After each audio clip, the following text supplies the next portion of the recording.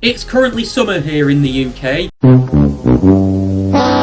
which means that spooky season is just around the corner, and that means that in a couple of months' time we're going to be experiencing Thorpe Park Fright Nights 2023. But with several attractions having been confirmed to have had their final send-off in 2022's event, what can we expect from the 2023 lineup? From the likes of Creak, Massacre and Amity High to hopefully some Project Exodus info, because you've been very quiet, Thorpe Park, when it comes to a name or theme. Come on, where is it? Join me as I speculate what delights we could possibly see for Thorpe Park Fright Nights 2023. And a warning that this video will contain spoilers regarding attractions that may be returning for this year. So if you don't like the sound of that, then you may want to go and watch some videos of me ranting about Alton Towers instead. You don't get prison food at Disney, I'm telling you that. So historically, there are 5 notable components that go into making up a Thorpe Park Fright Nights event.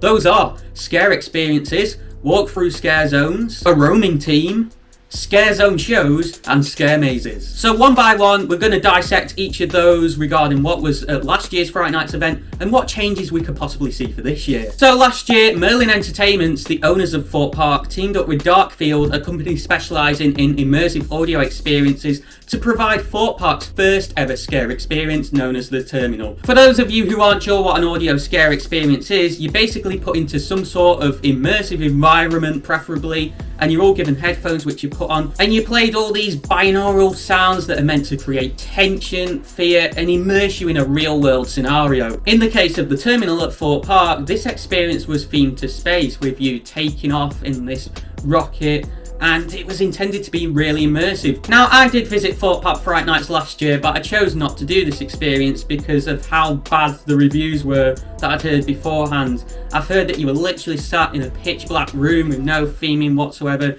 and you just had these headphones on, and it just wasn't scary whatsoever, and you just played these sounds for 10 minutes. I mean, why on earth would I pay a £10 upcharge to just sit in a pitch black room with these headphones on, not even feeling scared or immersed or anything? Like, I could literally have a more enjoyable time just sat at home in my bedroom in the pitch black with my headphones on, listening to some ASMR for free. On a serious note, it sounds like that Merlin Entertainments, the company that owned Thorpe Park, did Darkfield a bit dirty here and just didn't give them nearly enough money to create something remotely immersive, because Darkfields outside of theme park attractions are very well renowned. On a positive note, with Thorpe Park literally being the only Merlin Entertainment's own park that actually listens to its fans, yes, Alton Towers, I'm looking at you. It seems that they've acknowledged that this attraction didn't go down great, as there's no hint towards it returning for this year's event.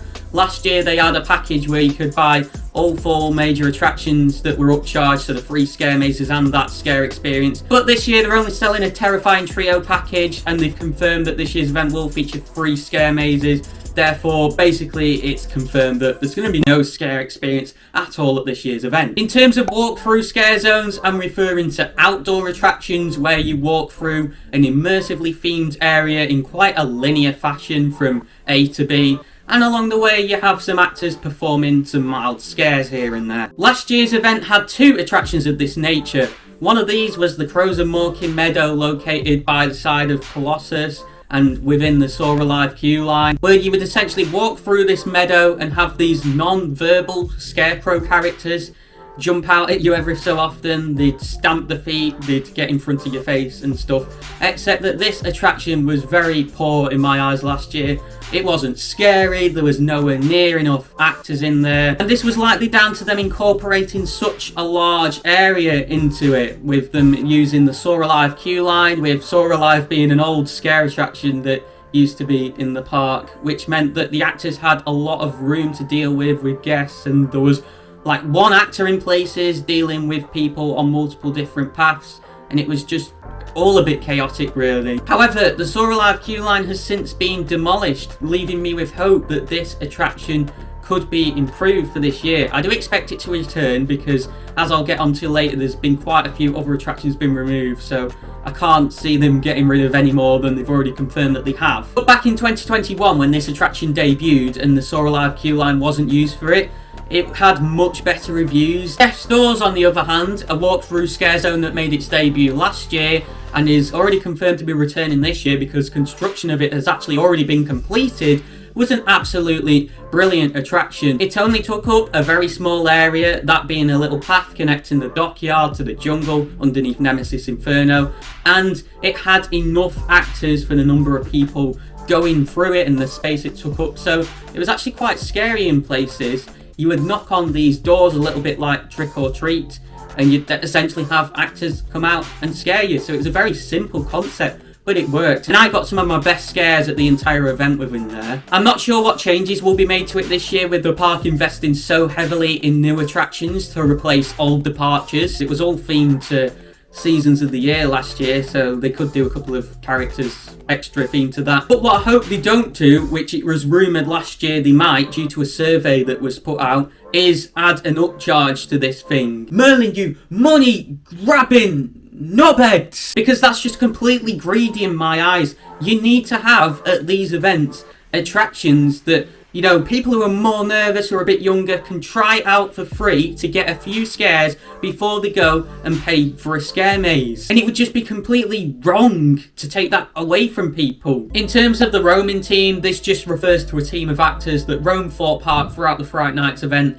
interact with guests, and do some mild scares. Now, this is kind of a hard one to predict because the roaming team tends to be altered every year. Before we had the Crows of Morecambe Meadow scare zone, we had the Crows as a roaming team of actors, and that was the way they were introduced back in 2020. And last year we actually had some buckwheats as the roaming team, and obviously buckwheats were characters who were part of the Creak Freak Massacre Scare Maze and Creak Freaks Unchained Scare Zone, both of which have now sadly departed the park to make way for the new Project Exodus hypercoaster. And the whole story of that area having to be destroyed to make way for the new roller coaster opening next year was incorporated into the roaming team and Scare Maze, because obviously the idea was that the sawmill was going to be destroyed and the buckwheats were having to evacuate the area, so they were essentially going mad. And to be honest, I'm a bit curious as to why they didn't leave making the buckwheats the roaming team until this year's Fright Nights event, because,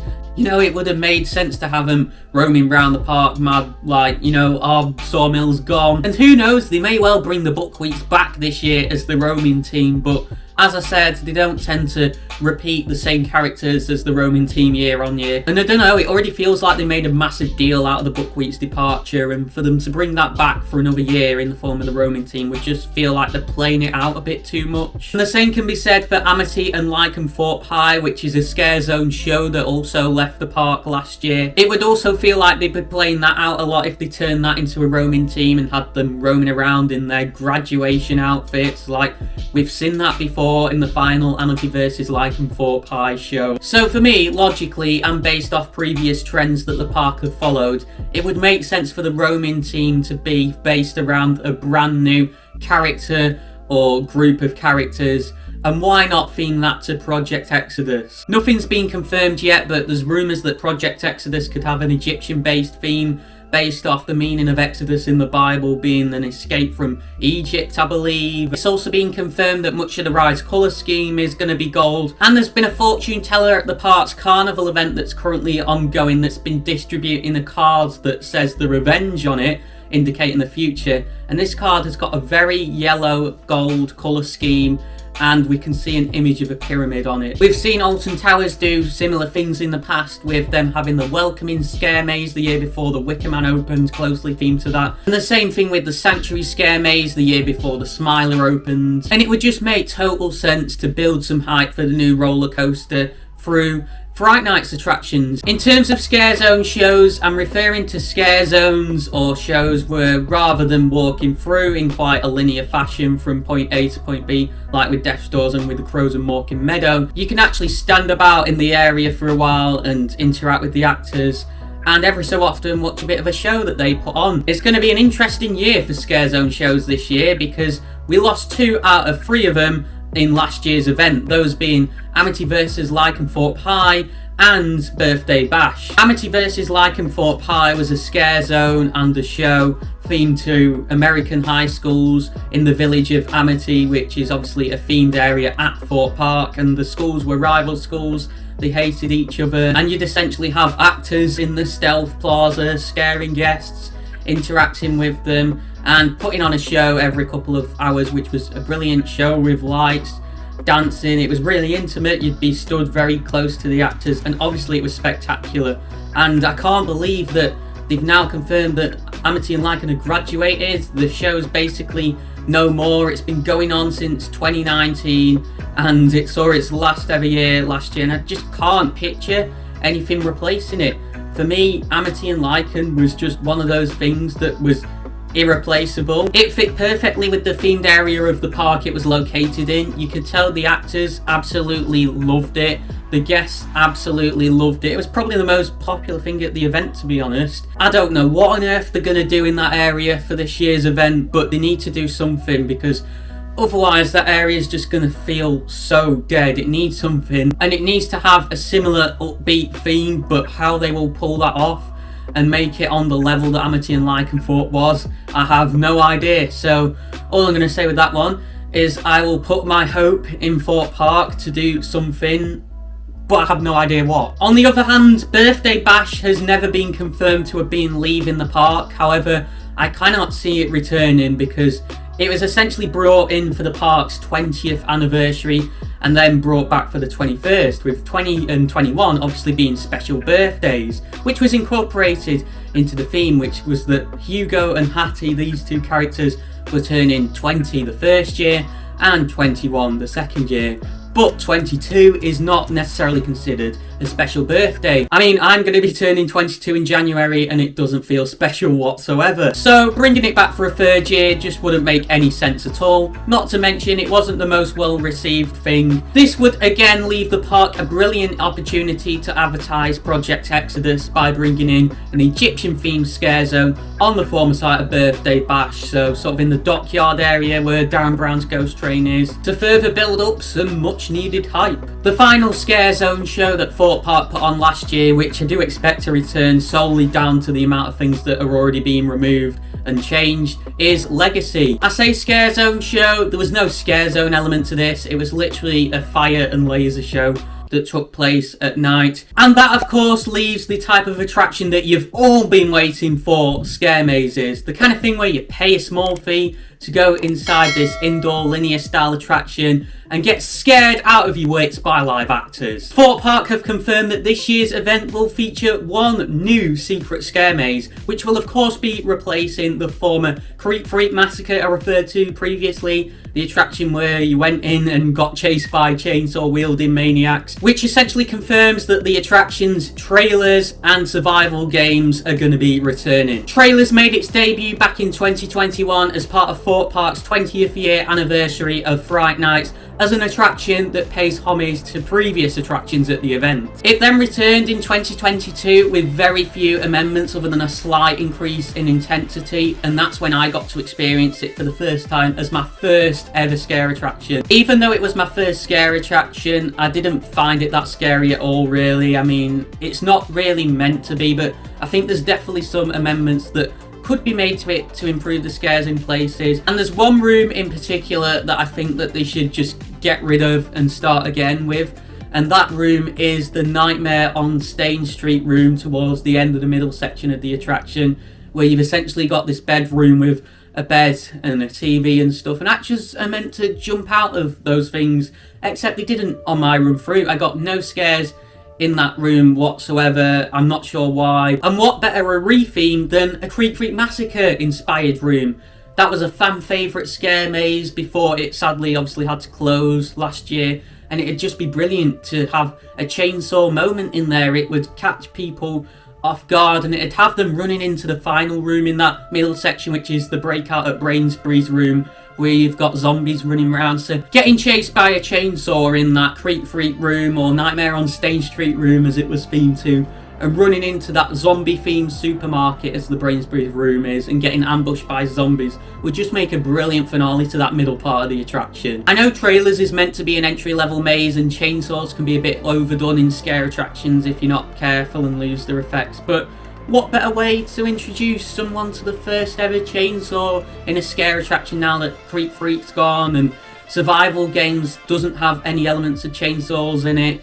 And who's to say the new maze will have a chainsaw in it? You've got to have a chainsaw somewhere in the event. Survival games, the other returning attraction for this year, made its debut last year, and Thorpe advertised it as one of their most intense attractions ever, as well as their most expensive attraction ever. I never actually experienced this attraction because I was very new to mazes at the time, and I thought it would be a step too far with it being a hands-on attraction where actors could touch you and whatnot and drag you about. And there's the fact that I'm visually impaired, and that attraction is a free flow attraction, which means that actors can split people up and send different people down different paths. So if I'd got separated from my friends in there, we would have had problems. But this attraction was a bit like the Hunger Games, to be honest. You were going on this TV show to hopefully survive all these monsters, and if you did, you would essentially get famous. So you'd go into this attraction, you'd all get locked in cages, and then actors would drag you out one by one. You'd go through this maze, you'd have actors screaming at you with weapons trying to kill you, and then you'd get to the end and you'd survive, and then you'd get chased out by this guy brandishing this hammer. It sounded like what I imagine a typical night out in the south of England would be like, to be honest, but can't exactly confirm. By the sounds of things, the main issue with this attraction was inconsistency. There'd be times where people would report that they'd go through, they'd barely see any actors, and they'd be in there for literally 2 minutes, whereas other people would get ambushed by actors, sent around the same route multiple times, with it being a free flow attraction, and literally be in there for 10 minutes, have a really intense run through and the best time of their lives. So rather than focusing on making new amendments to this maze in terms of theming, I feel that they should take a look at the design of it, reroute some of the sections and backstage areas in a way that it can be more consistent and people can have great run-throughs on it. I definitely feel up to giving it a go this year, but there is obviously the issue with me being visually impaired, so we're gonna have to work around that somehow, because if I do end up getting split up from me mates in there, I'm literally gonna have to say to one of the actors, "Alright love, I know you probably want to kill me with that thing, but I kind of want to get out of here, so if you could help me at all, I don't care how, it would be much appreciated." Last week, a large marquee was erected on the former site of the terminal, acting as both further confirmation that that's not going to be coming back for this year, as well as confirmation for the new location of a scare maze, essentially, in response to which they stated, "We're not toying around." Now this is interesting because obviously before I mentioned that the fortune teller at the Parks Carnival event has been giving out some cards regarding the future, one of those being the Revenge, the Exodus themed one.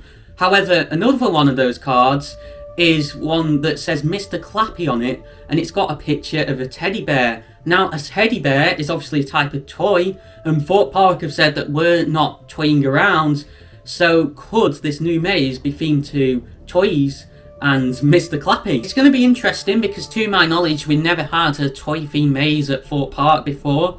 The closest we've had to this is the Big Top, which was a circus themed maze in a marquee with a very similar appearance to this. Who knows, this may even be the marquee that the Big Top was located in, and that was a fan favourite maze with chainsaws and all sorts, so who knows, this may be something very similar to the Big Top. It would make sense with that being so highly regarded that they'd go for something of a similar style. Originally I thought they were going to do an Alton Towers with this scare maze and theme it to Exodus, similar to the Welcoming and the Sanctuary, as I mentioned before.